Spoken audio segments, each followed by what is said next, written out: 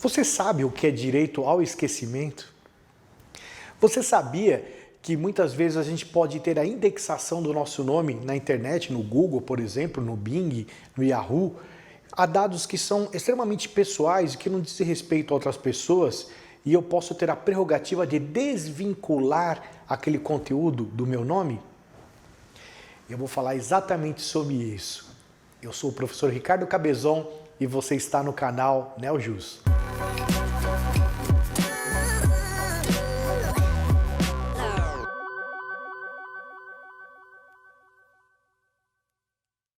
Pois bem, o direito ao esquecimento, também chamado de o direito de estar só, o direito de ser desvinculado, the right to be alone, né? Ele já existe já há algum tempo, né? Nosso meio começou a ser discutido, sobretudo no final da década anterior, né? Então, quando nós estávamos ali em 2008, 2009, começou a ser muito discutido no Brasil, porém ele já era tratado em outros ramos do direito. Por exemplo, quando nós estamos falando de direito do consumidor, nós temos a possibilidade do consumidor ele ter apagado os seus registros após 5 anos, né, de lançamento desses dados no seu cadastro. Inclusive, em matéria penal, né, quando nós tratamos da possibilidade de reabilitação prevista no Código Penal, assim como nós verificamos na Lei de Execução Penal, no artigo 202, nós encontramos a possibilidade daquele que cumpriu a pena de ter apagado dos seus registros esta passagem da sua vida.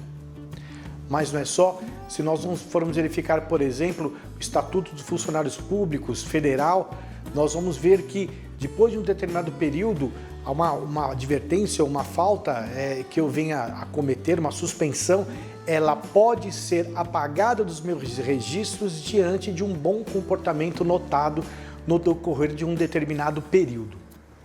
Pensando nisso, então, começou a se perceber que as pessoas, hoje, na sociedade da informação, em que tudo fica registrado, tudo fica gravado, graças a Deus eu não vivi esse momento na minha adolescência, não que eu seja muito mais velho, né? Mas na minha época não tinha telefone para filmar as peraltices, né, de um adolescente. Então, muita gente sofre hoje com esse ingresso precoce em rede social. Então, a pessoa acaba postando mais coisas do que ela precisa e acaba até se expondo muito. Se vocês forem verificar, por exemplo, existe uma reportagem de 2010 em que o ex-CEO do Google, né, na época, então, ele era CEO do Google, ele diz para nós que os jovens podem ter que mudar de nome para apagar o passado na web. Então, o Eric Schmidt, que era CEO, ele dizia que tantas são as coisas que as pessoas publicam na internet, que muitas vezes elas vão ter até que mudar de nome para se livrar de um passado digital. Como assim, Cabezon, mudar de nome?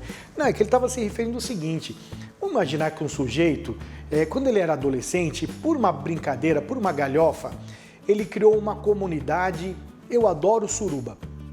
E ele, com o passar do tempo, com o amadurecimento, né, na época ele colocou isso, mas ele nunca participou do suruba, não tem nada a ver, foi um ato impensado, foi realmente algo de alguém que não tinha ali uma expertise, não tinha ali discernimento suficiente das suas palavras e dos reflexos dessas palavras. Então ele, não tendo aí essa consciência, acabou até por uma certa ingenuidade fazendo isso. Anos se passaram e aí 20, 30 anos depois, esse sujeito se torna um pastor de uma igreja, se torna um líder de um movimento conservador, seja qual for, da família. E aí o pessoal fala: vocês sabiam que esse sujeito, olha aqui, ó, ele fundou há anos atrás um grupo favorável à suruba. Olha só então, que situação é essa? Pode ser, por exemplo, que um sujeito não queira que os outros saibam que ele é filho adotivo. Isso diz respeito a ele.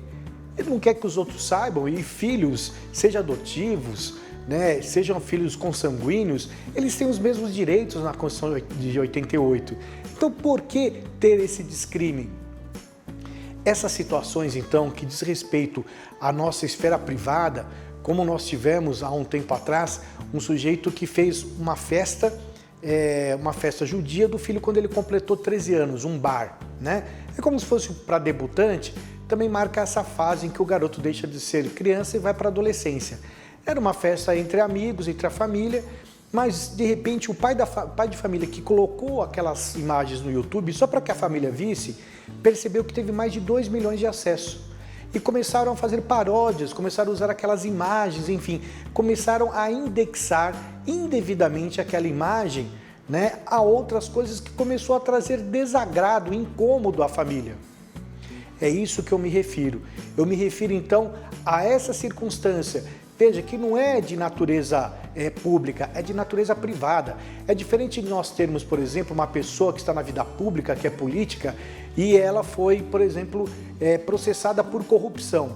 Ela pode até apagar os registros penais, mas ela não vai conseguir se desvincular, se desindexar de uma série de matérias jornalísticas das quais ela fez parte, né?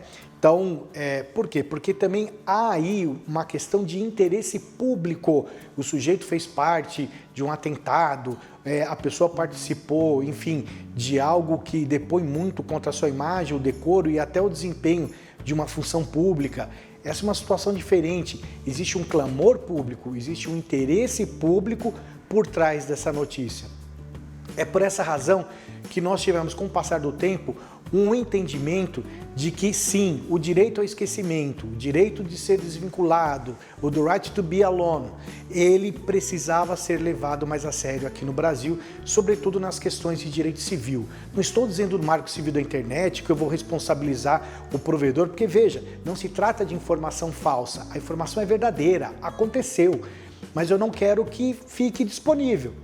Então, nós tivemos em 2013, na 6ª Jornada de Direito Civil, o seguinte enunciado publicado. Enunciado 531. A tutela da dignidade da pessoa humana na sociedade da informação inclui o direito ao esquecimento. Muito embora seja um enunciado genérico, né, quando nós vamos verificar a fundamentação desse dispositivo, desse enunciado, que não é um julgado, não se trata de uma jurisprudência, mas é um estudo que pode ali orientar, sim, um novo entendimento, como nós tivemos um projeto de lei a partir disso, dizia o seguinte nas suas razões para que ele fosse composto. Os danos provocados pelas novas tecnologias de informação vêm se acumulando nos dias atuais. O direito ao esquecimento tem sua origem histórica no campo das condenações criminais. Surge como parcela importante do direito do ex-detento à ressocialização. Não atribui a ninguém o direito de se apagar fatos ou reescrever a própria história, mas apenas assegura a possibilidade de discutir o uso que é dado aos fatos pretéritos, mais especificamente ao modo e à finalidade com que são lembrados. Então, nós temos, na verdade, que salvaguardar essa prerrogativa. Eu lembro que num determinado momento de 2016, eu saí de uma audiência no Fórum Central, lá na Vara de Falências e Recuperações Judiciais, na época, e também de resolução de conflitos de arbitragem, era uma coisa assim. E estava um dia assim, a audiência estava muito abafada. Quando eu saí de lá no Fórum Central, beirando ali o lado direito do fórum, para quem olha para ele, nós temos ali um corredor que vem um vento encanado lá da Rua da Glória, que deu um choque no meu rosto e eu fiquei com metade do rosto paralisado.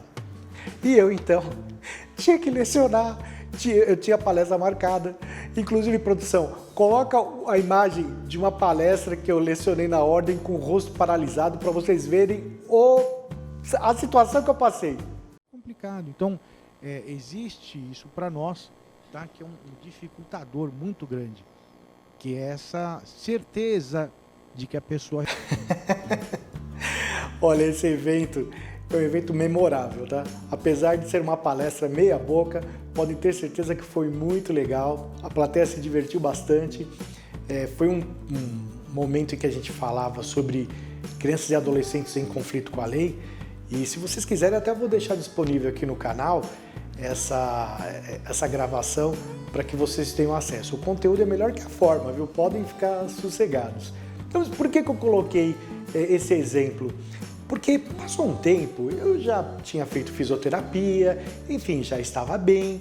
De repente, numa dada oportunidade, uma semana qualquer, comecei a receber mensagem no telefone. Eu olhava o telefone, professor Cabezon, o senhor está bem? Aí, pô, eu estou bem sim, espero que você também assim esteja, um abraço. Aí, rede social, Cabezon, tudo bem contigo? Aí eu comecei a receber telefonema de parente que eu não lido no dia a dia, né? Cabezon, tô preocupado com você. Recado na caixa postal, tava em aula, eu desliguei o telefone. Cabezon, por favor, entre em contato comigo. Olha, se precisar de ajuda, eu estou à sua disposição. Vai ver isso pode ser grave. Poxa, o que aconteceu? Você teve um AVC, né? Aí eu comecei a pensar, mas isso já aconteceu há uns meses atrás? E aí eu me toquei que havia sido divulgado o vídeo pelo canal do YouTube do Departamento de Cultura e Eventos da OAB, na época dirigido pelo querido Dr. Humberto Durso, ao qual rendo as minhas homenagens. E então por isso as pessoas começaram a entrar em contato comigo. Veja, é pura verdade, aconteceu mesmo, mas pode ser que uma pessoa, diante de uma situação XYZ, ela não queira que se divulgue um fato, né? Então ela não queria preocupar um parente, não queria que isso tivesse alguma repercussão negativa diante de algum negócio que ela está fazendo. Não foi o meu caso. Mas vamos imaginar, por exemplo, um sujeito que foi num buffet, pede uma moça em casamento nesse buffet, depois esse namoro, esse relacionamento não deu certo, ele já está numa nova relação hoje, ou ela está numa nova relação, e esse vídeo é divulgado pelo buffet ou pela imprensa, por alguém que cobriu lá o evento na época, né, e colocou fotos dele pedindo casamento, ele ajoelhado, aos pés dela, enfim, coisas que hoje a pessoa está num outro momento, ela não quer mais indexada essas imagens, a sua pessoa, o seu nome. Então é isso que é o direito ao esquecimento. São fatos verdadeiros, são fatos verídicos, não são ali fatos criados. E por essa razão, o STJ, a partir de 2013, julgou casos também de pessoas que queriam desindexar o seu nome diante de determinados fatos ocorridos e entendeu ser cabível sim. Esses são os julgados aqui iniciais, tá, que se tornaram paradigma lá para as decisões subsequentes. Muito bem, eu espero ter agregado algum conhecimento, algum valor a você. Lembrando que o direito ao esquecimento é diferente daquela história de biografias não autorizadas. Veja, eu estou falando aqui de pessoas privadas que não querem ter os seus dados pessoais, informações pessoais, fotos, enfim, vinculados. Tá? Uma outra oportunidade eu posso até comentar desse assunto que é hiper interessante, está no campo do direito autoral também. Quero agradecer a sua companhia. Vou deixar o vídeo à sua disposição e peço a você que siga o canal Neojus no Instagram, que siga também, se inscreva no canal Neojus no YouTube.